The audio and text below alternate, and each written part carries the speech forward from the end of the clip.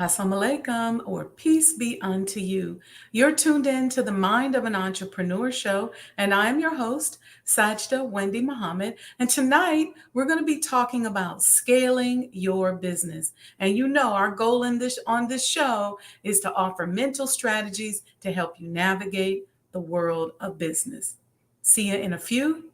Tell a friend. Make sure you like, subscribe. Go get somebody. Tell them to tune in. Give y'all time to get in the room, and we'll be right back.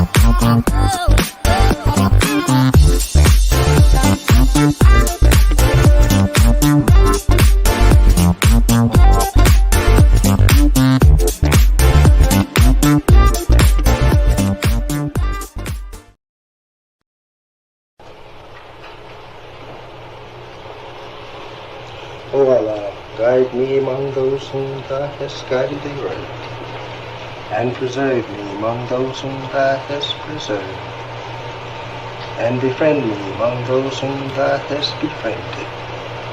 Bless me in whatsoever Thou dost grant me, and deliver me from the evil of what Thou hast judged. Surely Thou judgest, and none can judge against Thee, and he whom Thou befriendest is not disgraced.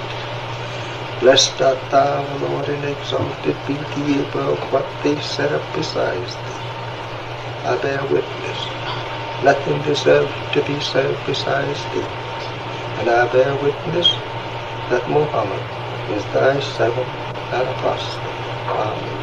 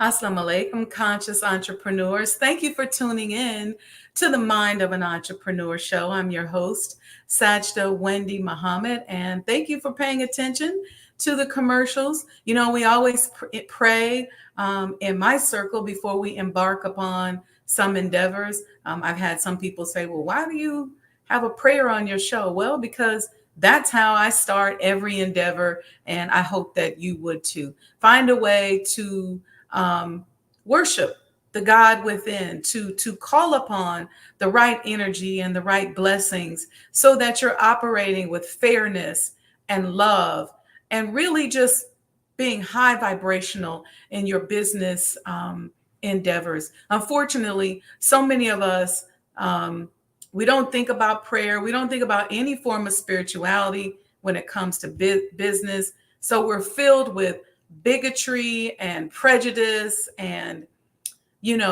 gossip, slander, and all the things that are so very low vibrational that they don't support and help anyone. On this show, I'm all about helping us solve problems. I'm all about helping people who are my clients and those who are not become happier, healthier, wealthier, and experience more love. And so it's just about high vibrations over here. So if you got a low vibration, you don't like somebody because of how they look, you don't like somebody because of how they worship, you don't like somebody because of something that you done made up in your head, that's your problem. And guess what? I'd be willing to bet that you're not going to be successful very long in this diverse world that we live in. Okay. So, again, thank you for tuning in. I know you have so many things to do, and I appreciate that you show love and support. Again, I'm your host, Sajdah Wendy Muhammad. I'm an international business and real estate professional. I've spent my entire life in the world of business. I've been very blessed and very fortunate to be in a lot of rooms that I could never have paid for because I never have prayed for because I didn't even know they existed. I'm an artist, so I have a big creative side to me. You can probably tell by the way I vibe. I'm an artist and business is my canvas. I love creating. And I hate the way we feel compelled to define ourselves by what we've accomplished. I prefer to define myself as one who is striving and one who is a powerful manifester and in the process of the making of a God. So today we're going to talk about growing and scaling your businesses. And I see y'all chiming in here tonight. Let's see who we got in the chat. Good evening, Mom. Happy Thursday. I see Sister Betty there. She said, great evening, brothers and sisters. Nubia Latifa wishes all of you peace. Listen, for those of you who are not Muslims, when we say Assalamu alaikum, all we simply mean is peace be unto you. And if you can have peace in your life, if you can navigate your world in peace, you are truly a blessed person. And so we are wishing upon you and praying for you when we say Assalamu alaikum, one of the highest forms of honor that anyone could bestow upon you, and that is to wish you peace. And so that's what we mean by that. For those of you who don't know that and who don't understand that, we're all about peace and love over here. So Sister Monica Daniels Muhammad says, Assalamu alaikum all. Welcome, Sister Monica. Troy Scott says, peace. Victor Muhammad says, Assalamu alaikum, family. Amina Kimona XMGT says, Walaikum salam, ma'am. Love the show. Thank you so much, sis. We got Timestamp Army tapping in. That's right. We got Sandra D says, happy everyday blessings, peace and love. Almost Friday. Yep. It's almost time for Friday morning motivation, which is tomorrow at 6 a.m. Almost. Then we got Asadi and Afini, who says, Assalamu alaikum. And we got Sister Betty says, yes, you are. All right, Sister Betty. Thank you, everyone. So I am encouraging all of us to develop a business growth strategies. First, let me remind you of this. You should be working on multiple streams of income. I have an affirmation that I say to myself all the time. I am so grateful that money is beginning to flow to me from so many different sources, and that I have many, many, many, many streams of income. And we talked about that a little bit on the last show, just how to look at streams of income and how to grow those streams of income. Now, this business growth strategy that we're talking about may be different for each business. And I even encourage you, if you're a solopreneur, if you're an employee, to not only begin to see yourself as a brand or a company, but to also develop a personal business growth strategy. You all have heard me say that when I was growing up, I always saw myself as a business and a corporation. I carried a briefcase, even in college.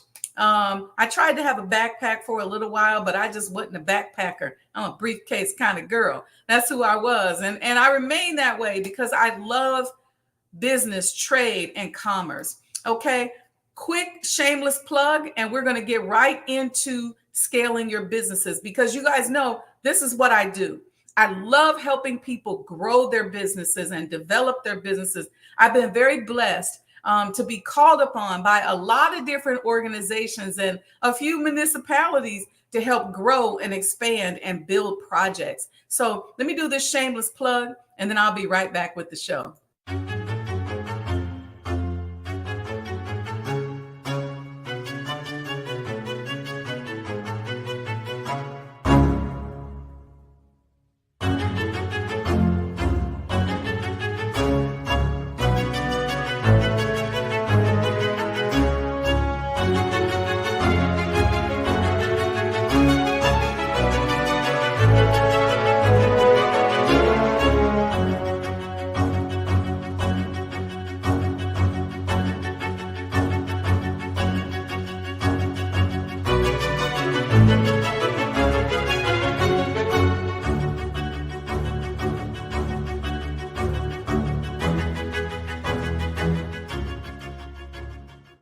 All right, all right. We're back and you're tuned in to the Mind of an Entrepreneur show. Let's get into it, okay? When we're talking about growing and scaling our business, so if you were to bring me onto your team or come to see me as a coach or you want a consultation on how to scale and expand your business, one of the first things I would start with, and I would ask you, and I want y'all to type this in the chat, who are you marketing to? Who are you marketing to? This is some of the science of business that a lot of us are not taught. Who are you marketing to? Okay.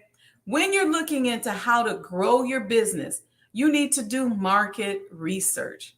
This not only lets you better understand your existing customers, but it also helps you to understand your potential customers. Who's attracted to you?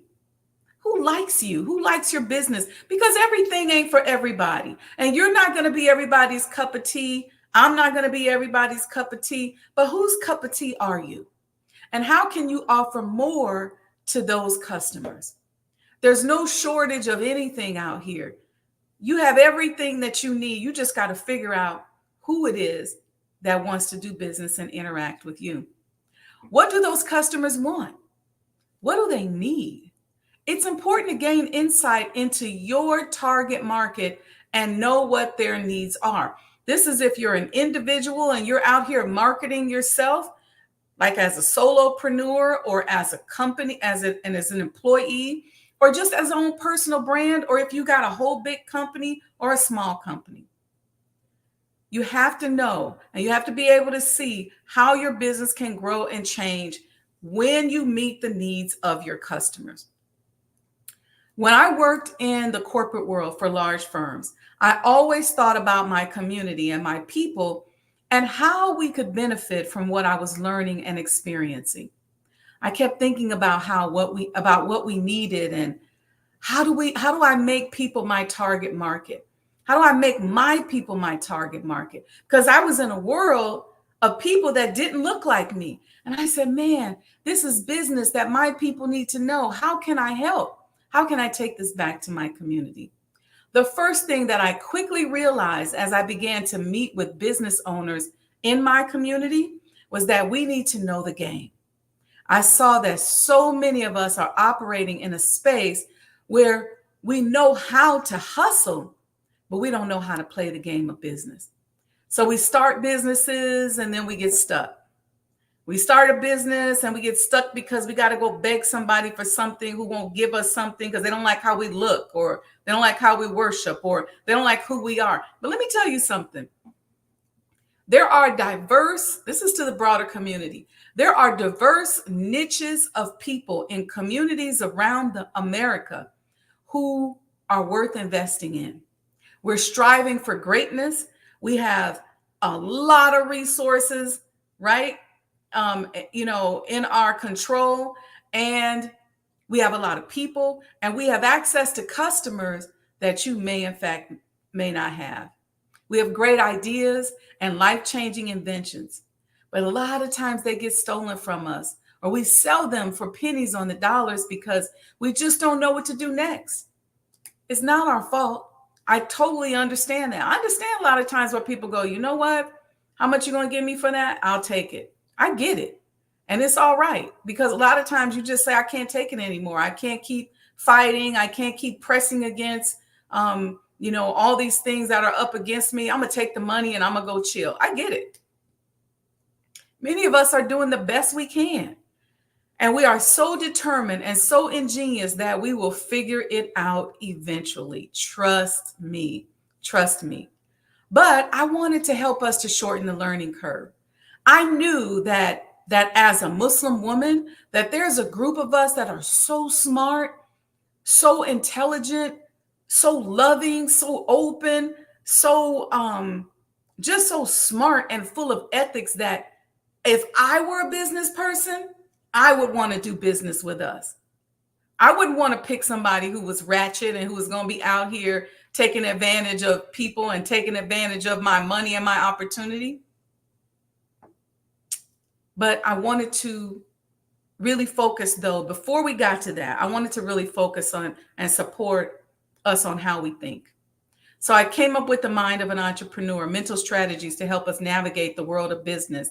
My next book goes deeper into the next aspect of my target market, and I'll share that with you soon. Why am I telling you that? Because I was able to figure out who my target market was. I was a little bit off when I looked at who liked me, because the majority of my support, oftentimes when I look at demographics, will come from people outside of my community, right? People who don't look like me. They're the ones who call me and say, hey, Wendy, what's up, girl? Can I get you to come in here and help build this project or build this building? And then I thought that I would be getting a lot of support from Black women, because after all, I'm a Black woman. But 68% of my followers are Black men, which I thought was interesting. So I had to learn and study and figure out who's my target market, who's responding to my information. How are people seeing me? And just from this little show right here that I've been doing from 2008, so much business and so many opportunities have come out of it for myself and for you guys. Y'all email me and text me and tell me all the time, hey, I met somebody in the chat, or somebody that I talked to who knows about your show. Now we're doing business together. Okay. So I'm grateful for that. So we got to expand and pay attention to the markets. Who's following us? Who likes us? Who's our target? Now, when you're researching your target market, don't forget to search your competitors too. Okay. Knowing what their strengths and weaknesses are can help drive your decisions on how to appropriately scale your business. For example, if you sell homemade fried chicken, now I'm not going to eat none of your homemade fried chicken right now, because I don't know if y'all noticed, but your girl been dropping pounds around here. Somebody asked me, somebody had the nerve to DM me and say, girl, you feel okay? I said, you damn right. I said, it feels good. I was in November when I really, really started to focus on my weight loss journey. Guess what, y'all? I was 27 pounds lighter. 27 pounds and counting. And counting. And it's all from that little book, How to Eat to Live, and really just refocusing on it. But anyway, if your business is that you sell homemade fried chicken, then if you were my client, I'd ask you, who is your competition? What makes your chicken so good? What makes it better than theirs? How much do they charge? What do you charge? You may say, well, my chicken is homemade. I use Amish chickens or halal chickens. That's why I charge a little bit more. I use free range chickens. I use all natural ingredients. It's made to order. That information right there can help us to begin to put together your target market details. All right, let's see. A few of y'all said a few things. Okay, I see Sister Alita has joined us. Assalamu alaikum, sis. All right, Nubia Latifa. Okay, there we go. All right, number 2. Here's the second thing. Second thing is scaling your business. Number 1 is your market, your target market. We would dig into that because I want to find where we can use your target market, your competition, your potential market to help to expand your business. What does that mean? To help it grow, to help you get more customers, to help you get closer to the money. All right. Number 2, how are you delivering your goods and services to your customers? How? How are you selling? We may talk about a sales funnel. Now, your sales funnel can help take business to the next level. Think of a sales funnel as your customer's journey. So the moment they come in contact with you, what is their journey?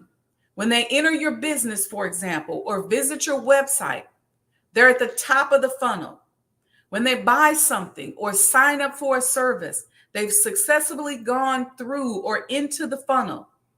You should try to come up with ways to move people through the funnel and to help make the sale. Make the movement through the funnel exhilarating. It's almost like being on a roller coaster, right? Like it's not that fun to me because I get really sick to the stomach, but I do like the mental exhilaration.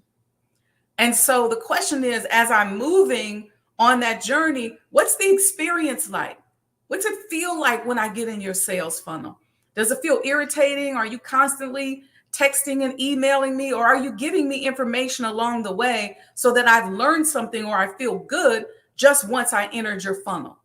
See, if you notice one thing about me, one of the things I try to do is when you enter the sales funnel with me, so in other words, when you come in contact with me, I try to make sure that I'm adding something to you each and every step of the way so that my sales funnel doesn't feel like a sales funnel, right? Sometimes this can include offering a discount, or you may get their contact information and send them updates about your business, but you always want to be trying to give more in service value than what it is than what you receive.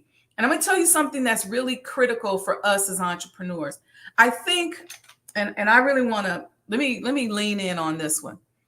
Oftentimes as minority entrepreneurs, we're so accustomed to being disappointed.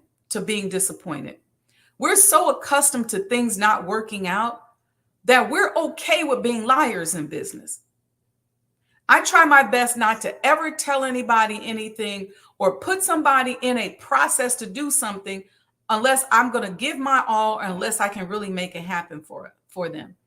We're so accustomed to letting things fall by the wayside, making sure things don't work out. If it don't work, it just don't work. And then what we do is we try to find ways to make them feel bad for what they thought you could do for them not working out. It's so easy to drop the ball. I'm so committed to my word being bond that if I jump in that process with you, I'm going to do everything I can to make sure that we are successful in that endeavor. And I think that's important. You know, we talk about our word being bond, but oftentimes our businesses don't grow and they don't scale because our word is not bond. We're just not straight. We're not honest. And then we start treating the customers like jilted lovers. Like, oh, well, if y'all had did this, this, and this, then if y'all had did something, or maybe if y'all had come in on time or stopped complaining or whatever, you blame them. If y'all weren't so loud when y'all came up in the business, we could have had more customers, or anything. It'd be something random that we pick and we blame the customers. I hear it all the time. When I'm talking to my clients, I'll say, tell me about your customers. Tell me why you're not getting repeat business. Tell me what happens when they go into their sales funnel. And you know what they start doing? They start complaining about the customer. And I said, that energy right there is what the customer feels. They feel blamed for coming to you for help. when you're the one who put your flag out there and said that you could help? So we want to make sure our word is bond. All right. So let's take that chicken, for example, that fried chicken that I'm not eating, right? When people walk into the door of your restaurant or log into your restaurant, log onto your website, maybe to order online, what do they see? What kind of colors do they see? Are there misspellings on the website? Do you got signs in the business, or do you not have no signs in the business? Because I was told by one of my mentors that a business with no signs is a sign of no business. Is it just a chicken, or is it a little education about your chicken? Is it an explanation of what sets you apart? Is it a chicken experience, or is it just wham, bam, thank you, ma'am? Do you offer any side dishes that come with a 2-piece or a 3-piece or a 4-piece? Do they get a discount if they order more or add on one of these sides? Maybe you get a little slice of homemade pound cake for dessert. What is their journey or experience? Really building this out and defining it can be the very place where you find your business grows and expands. Remember, people will pay more for the right experiences. It's one thing if let me tell you how a lot of us lose customers. Some of us are really effective at what we do. We got a great resume, we do very well, but we beat people up so much along the way. And let me tell you something. You never know who that person is that's on the other phone line from you or sitting across the table from you. You don't know who they know. You don't know what they can do for your business. So you always want to be of service, and you always want to treat people with honor and respect. You don't know that that person sitting across from you or that person on the other end of the phone can make one phone call, make a statement, make a post that can change your life. And maybe you sitting there thinking, my life can't get no better. Oh, yes, it can. Oh, yes, it can. You never, ever, ever know. The most unassuming person. I've had some of you in the chat who have referred me to clients. I've had people that I met who just seem unassuming. They just look maybe meek, mild. They don't look like anything. I met somebody like that. Come to find out, they got a high position within a municipal government and actually referred me for a nice piece of business. So you never know. Don't diss people. Don't assume in your brain that people who look a certain way, or maybe they have a problem, or maybe they have a challenge, or maybe that come into your restaurant, that they ain't nothing. Everybody is somebody, and you just never know. That person that you're dissing, that you think ain't nothing, could be somebody that could take your life to the very next level. A lot of people are just one idea away from becoming a billionaire, or one introduction away from massive amounts of success. Okay. Sister Sandra D says, yes, treat everyone right, regardless of what they look or sound like. Trust me, because you'll be surprised. And in this world that we're living in today, everybody's not going to look like you. Everybody's not going to sound like you. Everybody's not going to rotate like you. We are now living in a diverse world, and the global economy is beginning to become one. And people are from all kinds of different backgrounds and walks of life. And guess what? Because the majority of customers out here are from all walks of life, it would behoove you for you to make sure that your staff represents that. For you to be making sure that you do business with people maybe who don't look like you, maybe who don't think like you, maybe who don't worship like you, maybe who don't frequent places you frequent, because that's where the money is today. The money is in the mouth of people from all walks of life. If you're just depending upon people in your demographic and people right around you, right in your little small sphere of influence, I don't care if you're wealthy. If you're just depending on that, then your success is going to be limited. I'm just saying that we're talking about scaling businesses today. That takes us into point number 3. Write this down. Repeat customers. Repeat customers. Let me ask you, what is your customer retention plan? How often do people return? How do you create customers who frequent your spot? It's not enough to just get new customers for your business. You also need to keep your existing customers coming back. And what you also want, if you don't have customers, if you're a service provider, whether you're an attorney or a real estate person, a lender, a doctor, when you increase customer retention, you're building customer loyalty, which can increase sales. You can save yourself a lot of money and actually make a lot of money by treating every person equally, fairly, and with the right approach. You won't even have to advertise. You'll be the world's best kept secret. Considering costs 5 times as much to get a new customer than it does to keep a current one, focusing on retaining customers means your business won't spend money on something that isn't a guaranteed investment.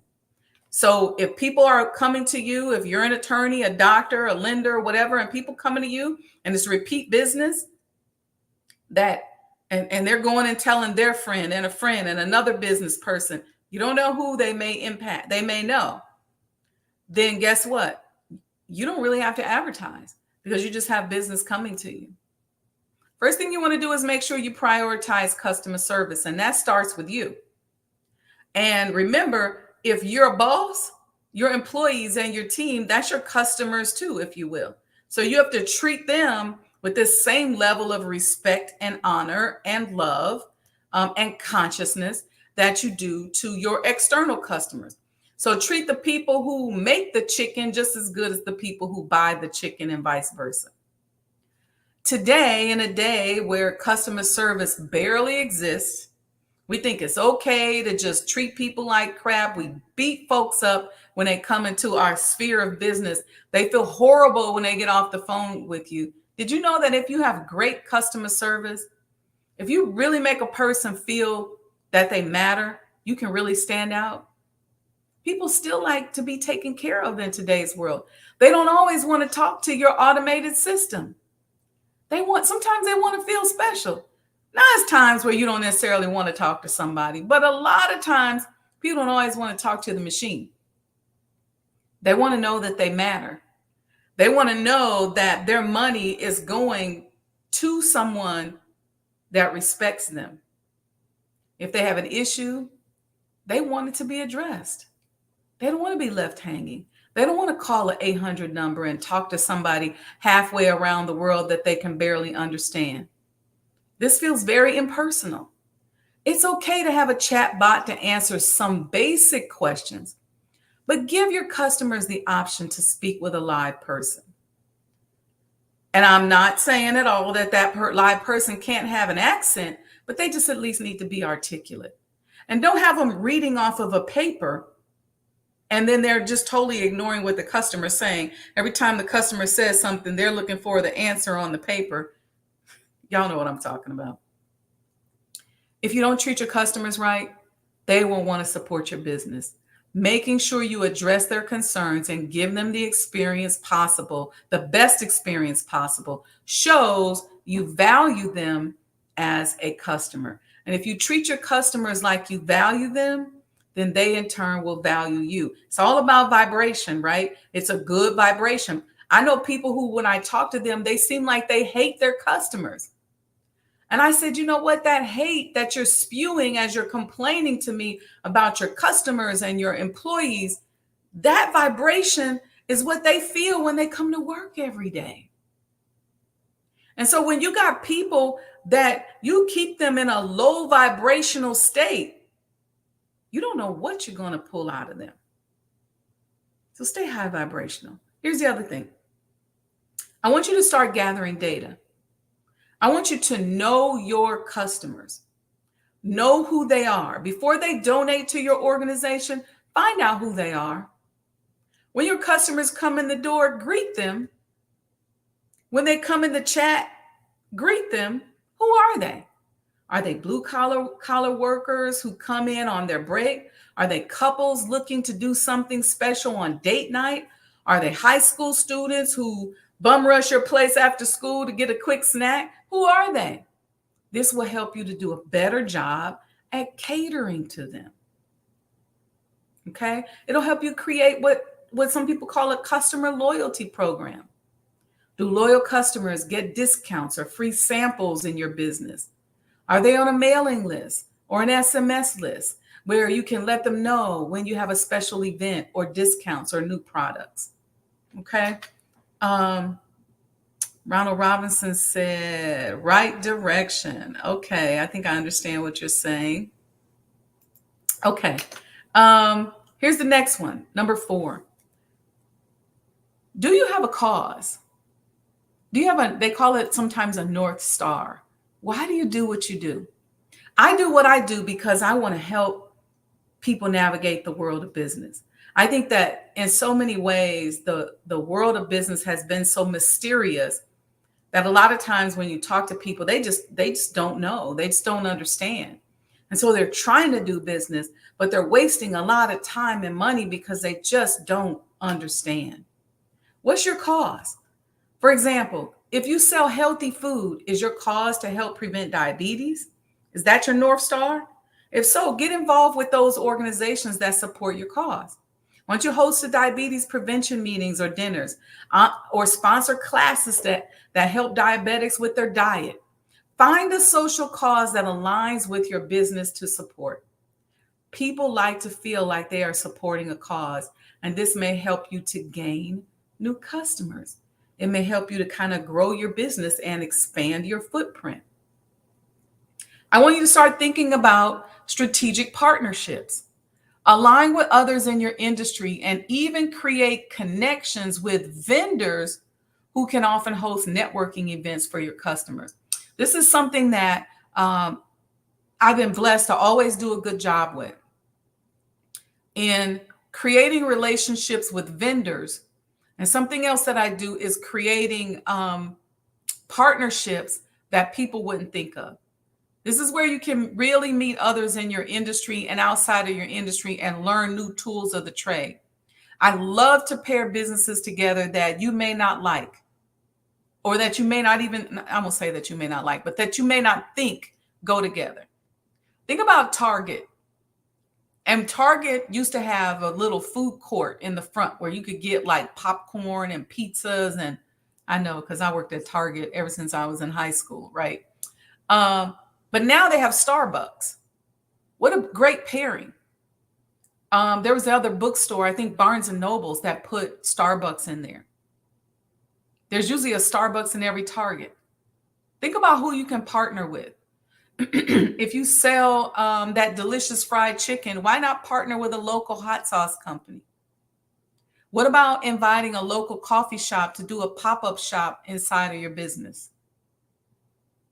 Think about that. When we developed the hospital in Maryland, we built a juice bar and partnered with juice companies.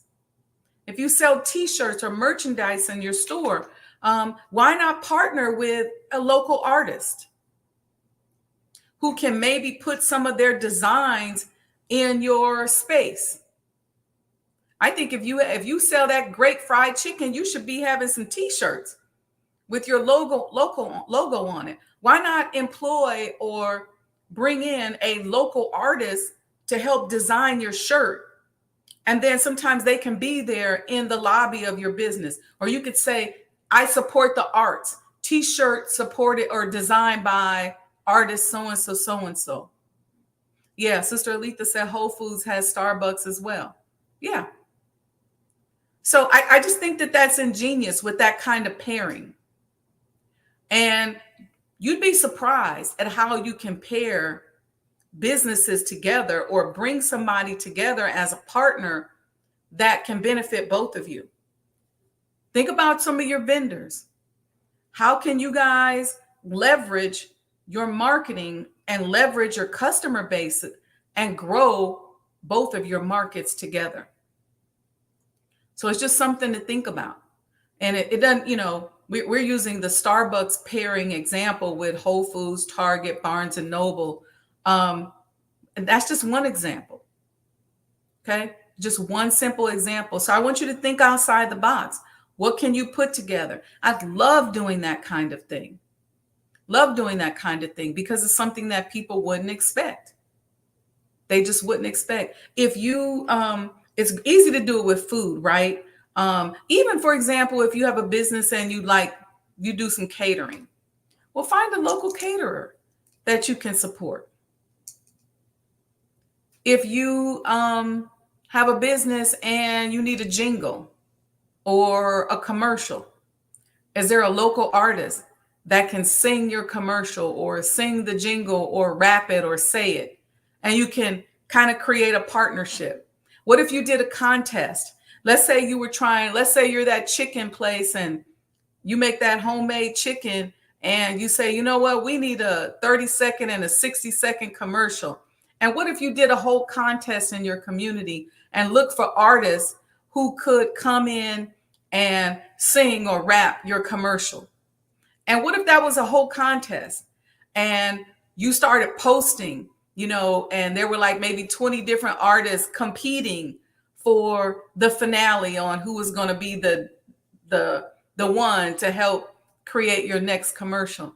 Not only is that kind of thing fun and engaging, but it allows you to help promote somebody else besides yourself. Okay. If you have, I mentioned the fried chicken example, and I talked about sides, what kind of sides you offer, what kind of dessert. I want you to think about diversifying your products or services. Okay. How can you add more in there? What more things can you do? So I do business consulting, but then I also take and break that down, whether it's analyzing corporate cultures, whether it's prepping you for regulatory audits, whether it's helping you to develop a product or service, whether it's helping you to open a store, or whether it's helping you with a merger or an acquisition, helping you get through that. So breaking that down. But then also within that, I do coaching. So I have my brand of coaching called the Authenticity Coaching. But then I also do money psychology coaching. I also do emotional intelligence coaching.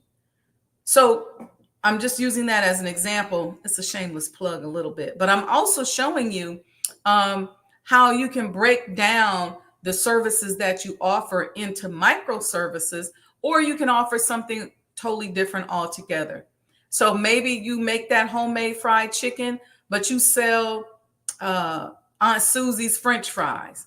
And so you got this great partnership with Aunt Susie and her French fries. And as she's advertising that her French fries are in your chicken place, you're advertising that her French fries are in there too. Okay. And then let's say for dessert, let's say you're selling butter pound cake. That's Mama's butter pound cake. Same thing.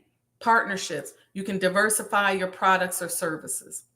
And I'm just using the food example in keeping with that. But there's a lot of ways that we would sit down and figure out, are there any byproducts here? Are there any other services that you can offer? Because remember, the goal is you got to diversify your income. You got to have more than one revenue stream.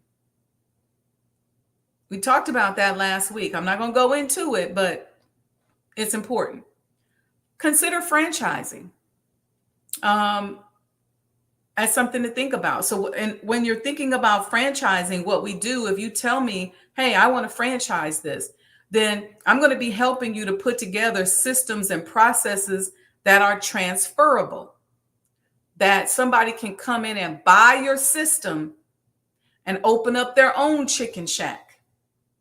Okay. When they buy your system, they've got a POS system. They've got a marketing system. They've got colors. They've got branding. They've got store design. They've got a hiring process. They've got a customer service plan. They've got a whole system that when they come in and pay their $5,000, anywhere up to $50,000, They're buying into a system so that instead of them having to start over from scratch, they'll just have the benefit of all the marketing and research that you've already done. So franchising is something to consider. I also want you to think about expanding into new markets. Get outside the neighborhood, get outside the city, get outside the state, go outside of the country. Let's expand into new markets. And so we will talk about, if you bring me on, you say, I want to scale and grow my business, we're going to talk about helping you to expand into new markets. And new markets aren't just location based. When I say new markets, I talked at the beginning of the top of this show about diverse thinking, right? So if you are in a, let's say you're in a Spanish speaking neighborhood, most of your customers are Hispanic, and you say, I kind of want to expand a little bit, then I may say, well, you know what? Let's try this neighborhood, or let's try this community where the customers are a little bit different. Or let's say you make a gym shoe, and because you're Black, most people who buy your gym shoe are the people who look like you. And you say, but I want to move into the broader market. Well, we'll talk about that. Let's say you sing gospel music and you say, I want to expand over into the pop market or a little bit into R&B. I'm not stuck in one genre. Then we'll talk about that as well. So new markets can be geographical. They can be cultural. They can be language based. Okay. They can even be socioeconomic, because going back to diversifying your product or service, you may have a cheaper product or service or a more affordable product or service for a different demographic. Or you may have one that looks a little bit different for a different culture. So there's all kinds of things that you can do to help expand your market. And the last thing we're going to just talk about today is keep doing and measuring and understanding how your efforts are growing your business. It's all about data. People spend so much money on data nowadays. They buy and sell data. That's why they get our information. It's like you sign up for one thing, they want your whole life history because they want the data. And even now, people want to go further into understanding how different people behave. What do they think? So there's all of this computer technology out here, this AI that is learning how to mimic our behaviors so that that data can be dropped into systems and help people to understand how to develop products and how to attract us as customers. So these are big things that are important to us. And this is why I say that a lot of these algorithms are off, because it perpetuates some stereotypes about people that a lot of times you see in the media that just aren't true. And you have people out here from all walks of life who are viable customers and viable partners and who are investment worthy. And guess what? They got a whole circle of people with them who also roll like they roll. So if you limit yourself to what the media says or to some stereotype, you're really pinching off your money. Really pinching off your money. Okay, let's see what y'all talking about on here. Keenex Robinson says, good teaching. Thank you so much. He says, I like that. Hopeful. Okay, Letha mentioned that. All right. And then Brother Ronald says, multiple layers of services can give the owner many streams of income. That's exactly right. There's no limits to what it is that you can do when we're talking about scaling your business. It's just really all about being creative. How creative can you be? See, a lot of us won't become creative because we didn't see that creativity in textbooks. We see a little bit more of it now, right? With these types of partnerships like the Starbucks and Target partnership that we talked about. We see a little bit more of that happening now. But I think the sky's the limits. I think we can take that as far as we want to go. We can build partnerships. We can unite. We can connect with one another and build businesses that will mess up the algorithms, right, on the stock market when we start to come together with those businesses. Because if you have somebody, um, let's say you have an athlete who decides that he or she is going to partner with like a t-shirt company. Here's an example. Remember Fubu with Damon John, and then he got LL Cool J to start wearing his shirts. Then you had this partnership that all of a sudden the brand just kind of blew up, and from that a whole new way of doing business came in. And all of a sudden you had Jay-Z with, what was it, Rockaware, that, and then that was him and Damon John. No, that wasn't Damon John. That was I just forgot the brother's name. I'm looking at his face. But Jay-Z's business partner, and they had Rockaware. Then you had Diddy with Sean John, and then you had Fat Farm and Russell Simmons and his wife Kimora Lee Simmons. You have these brands that start to come together, and now you see a lot of artists and stars coming together, introducing their brands.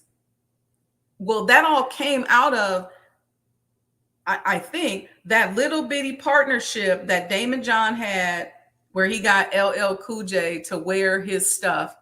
I think it was on an award show. Now everybody's doing it. Well, what's the next best thing?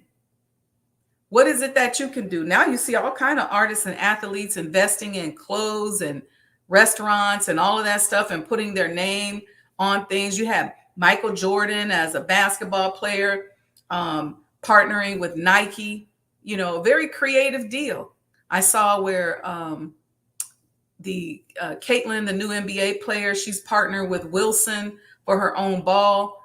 All of these kinds of partnerships you can do at your level. That's not just for the big guys. That's not just for the Fortune 500 companies. That's not just for the billionaire companies. You can do this on your level. You and that small business person next to you on the same block, or your cousin or your sister or somebody that you all can create partnerships, and you'd be surprised to see where it's going to go.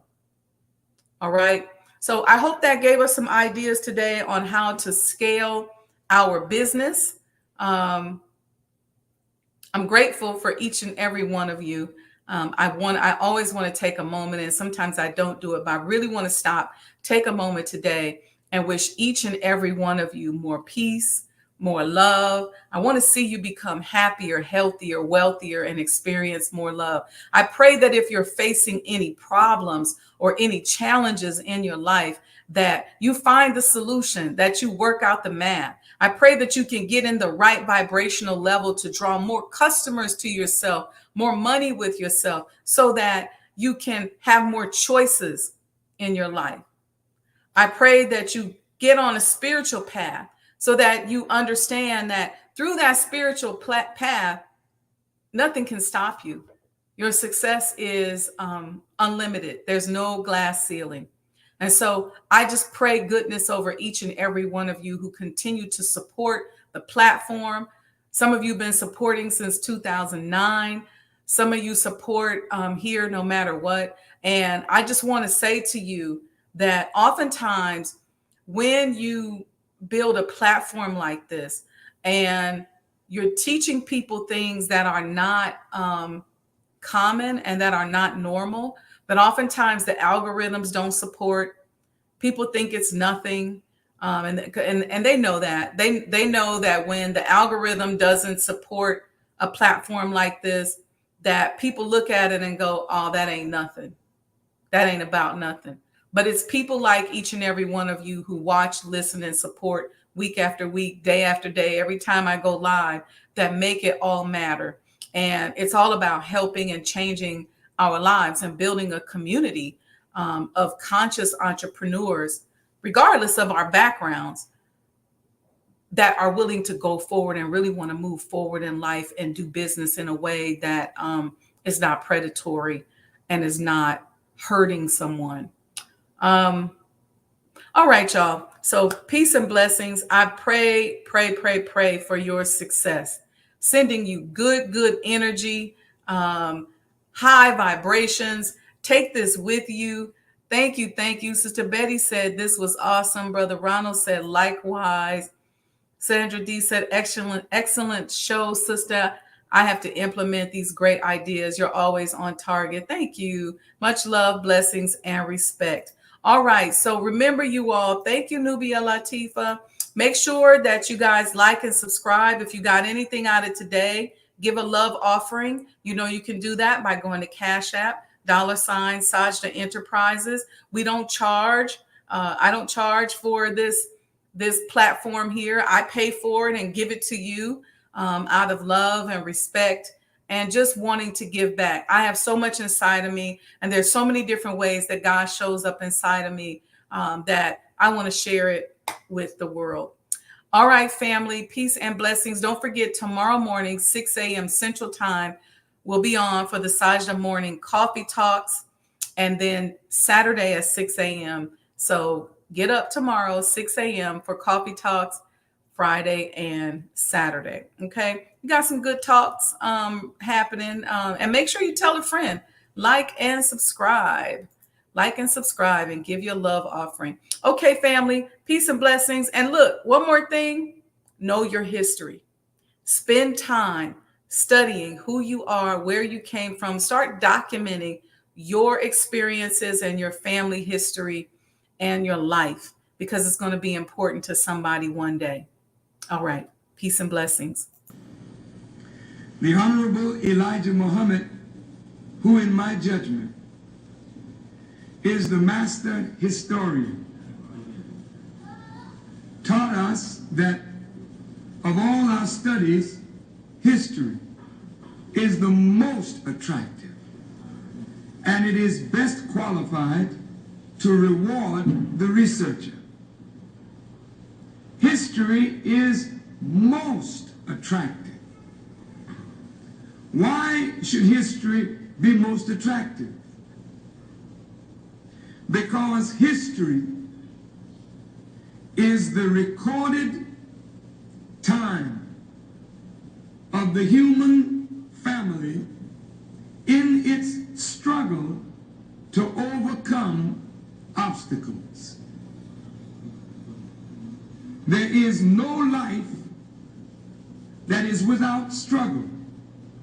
The Holy Quran teaches us that man, meaning man and woman, is made to face difficulties. And after difficulty comes ease. But it is history that guides us through difficulty. For if you know how people who had difficulty yesterday got through, and if your difficulty is somewhat similar, then today we also can get through if we follow the guidance of history. This is why Carter G. Woodson and many of our black giants fought for black people to know our history. Because in not knowing our history, we don't have a guide.